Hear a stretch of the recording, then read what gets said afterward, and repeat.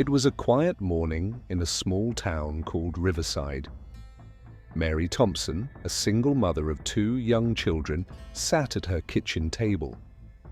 Her hands were shaking as she looked at the stack of bills in front of her. The morning sun was bright outside, but Mary's heart felt heavy. At 35 years old, she never thought she would be in this situation. Just last week, she had lost her job at the local bank where she had worked for 8 years. They called it downsizing, but to Mary, it meant no way to feed her children or pay the rent. Her daughter Lisa, who was 6, was still sleeping peacefully in the next room. Her 10-year-old son Tom sat quietly at the corner table, doing his homework. Even though he was young, Tom could sense something was wrong. He kept looking up at his mother with worried eyes. "Mom," Tom said softly, "are we going to have to move away?" Mary's heart broke a little at his question. She forced a smile and said, "Don't worry about that now, sweetie. Just focus on your homework." But the truth was, she didn't know how they would manage. The rent was due in 2 weeks, and her last paycheck had already gone to Lisa's doctor bills. That evening, after tucking her children into bed, Mary stayed up late, looking for jobs on her old laptop.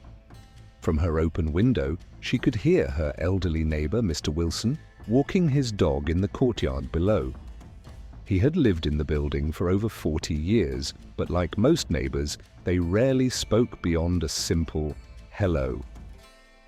The next morning changed everything. Mary opened her front door to pick up the morning newspaper. There, on her doormat, was a plain white envelope. Inside, she found exactly enough cash to pay 1 month's rent. There was also a small note that read, "For the children." Mary stood in her doorway, frozen with surprise. She didn't know whether to feel grateful or suspicious.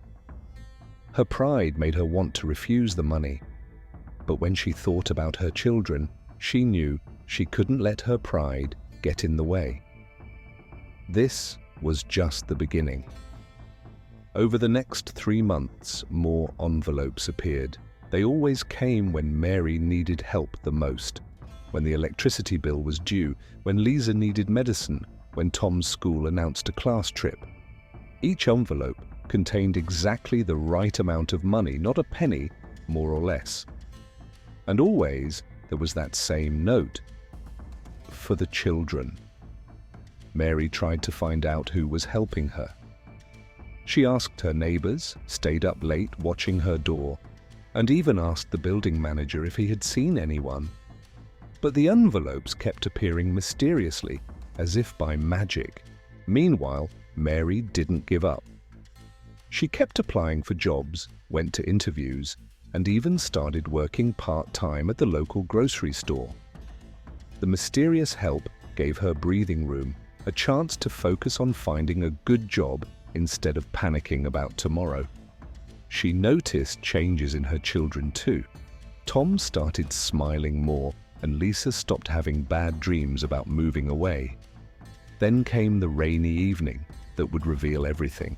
Mary was coming home from a job interview when she saw Mr. Wilson struggling with heavy grocery bags outside the building. Without thinking, she rushed to help him. To her surprise, he invited her in for coffee, the first time she had ever been inside his apartment. The apartment was small but very clean and cozy. What caught Mary's eye was a wall full of photographs. One photo showed a young woman with 2 small children. Something about it made Mary's heart skip a beat. Mr. Wilson saw her looking at the photo. "That's my daughter, Annie," he said quietly. "She raised her children alone after her husband left. Times were very hard for them." His voice grew sad. "We didn't know how bad things were. She was too proud to ask for help. One day, they were gone, evicted from their apartment. We never saw them again." Mary's mind started connecting the dots.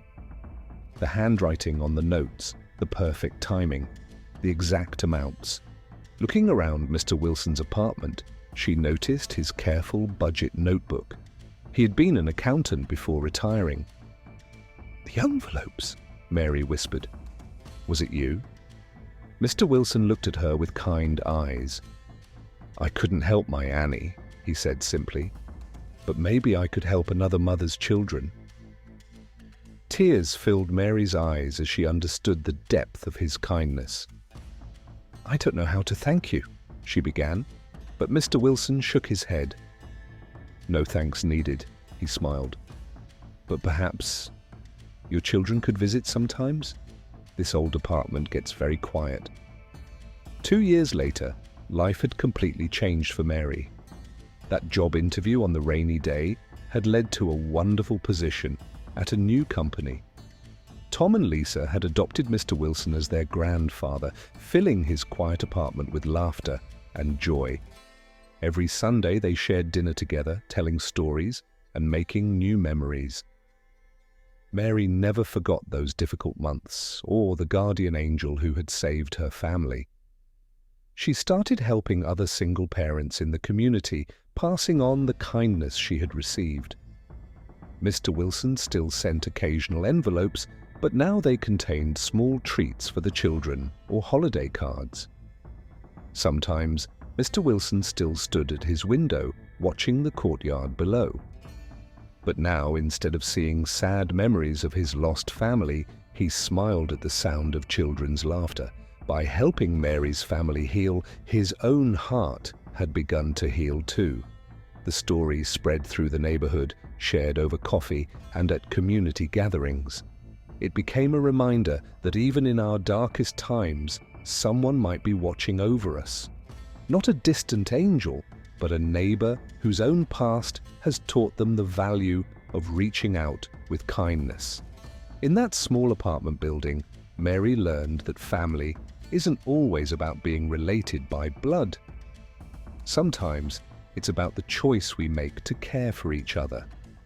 And in his quiet apartment, an elderly man discovered it's never too late to become the hero you wished you'd had when you needed one most. Thank you for listening to FM Tales. If this story touched your heart, don't forget to like and subscribe for more inspiring stories. Have a beautiful day.